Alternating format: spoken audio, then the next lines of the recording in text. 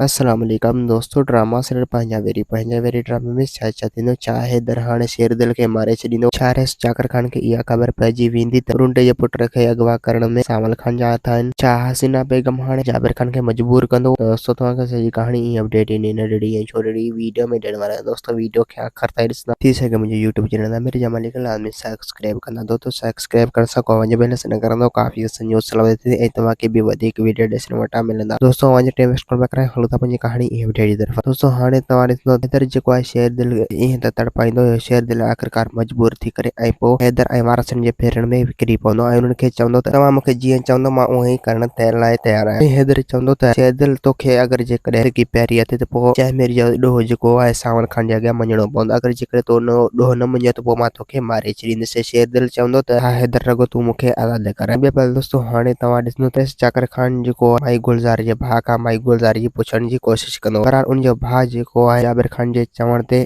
जाकिर खान जा सावल जे ख़िलाफ़ कन भरींदो ऐं जाकिर खान खे साफ़ साफ़ चई छॾींदो त शेर दिल खे अगवा करण में सावल ऐं शेर हैदर जा हथ आहिनि। तव्हां खां जेतिरो जल्द थी सघे तव्हां जेको आहे शेर दिल खे हाणे हुनजे चंबे मां आज़ादु करायो। ईअं न थिए जो हू जेको आहे शेर दिल खे मारे छॾनि जो हू न उन ॻोठ में तबाही मचाए छॾी आहे। जाकिर खान चवंदो त सावल जेको आहे ईअं कॾहिं बि नथो करे सघे ऐं सावल जेको आहे मुंहिंजो माण्हू आहे। अगरि जेकॾहिं सावल ईअं करे हा त पोइ हू मूंखे ज़रूरु ॿुधाए छो जो सावल जेको आहे बे इख़लाक़ माण्हू न आहे। हू इख़लाक़ वारो आहे ईअं कॾहिं बि नथो करे सघे ऐं हू ग़रीबनि सां ज़ुल्म करे बि नथो करे सघे। ऐं ॿिए पासे दोस्तों हाणे तव्हां ॾिसंदो त हसीना बेगम जेको आहे जाबिर खान सां फोन ते ॻाल्हाईंदो। जाबिर खान खे चवंदो त मां तोखे अञा तड़पाईंदुसि। अञा त ही शुरूआत आहे पर मां तोखे एतिरो त तड़पाईंदुसि एतिरो जो तड़पाईंदुसि तूं आख़िरकार मजबूर थी करे पाण ई ख़ुदकशी करे छॾींदे। जाबिर खान चवंदो त हसीना बेगम तोखे मोकिलाए जेको करणो थी भले मूंखे मजबूर कर पर हाणे मुंहिंजो टाइम बि अचण वारो आहे जीअं मां तोखे तड़पायोसि जीअं तो मूंखे तड़पायो आहे। असां त पोइ ख़ुदकशी केरु थो करे। दोस्तों उमीद त कहाणी ईंदव खे पसंदि संग ॾींदा हाणे इजाज़त वरी तव्हां सां मिलंदासीं कि नई वीडियो में। जेसीं ताईं मुंहिंजो ख़्यालु रखंदा। ख़ुदाफ़िज़।